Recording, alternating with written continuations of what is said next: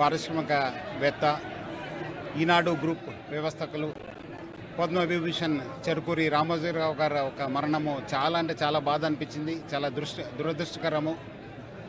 ఒక చిన్న రైతు కుటుంబం నుంచి వచ్చి ఈరోజు ఇక్కడ ఒక ఈనాడు లాంటి ఒక పెద్ద సంస్థని, రామోజీ ఫిలిం సిటీ, ఇంకా ఈటీవీ సంస్థల్ని బిల్డ్ చేయడం అనేది ఒక పెద్ద విషయము.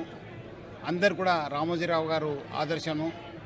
వాళ్ళ ఒక మరణము సమాజానికి, దేశానికి, రాష్ట్రానికి, రెండు రాష్ట్రానికి కూడా తీరిన లోటు.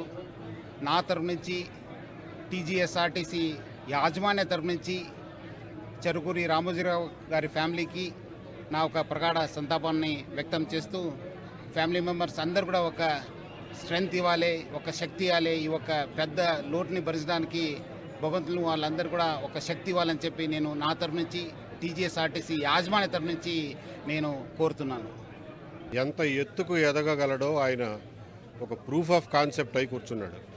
మనందరం మానవ జన్మ యొక్క మహోత్కృష్టతని, మనిషి జీవితం యొక్క మహోన్నతమైనటువంటి ఔన్నత్యాన్ని ఆయన రూపంలో దర్శించగలిగాం.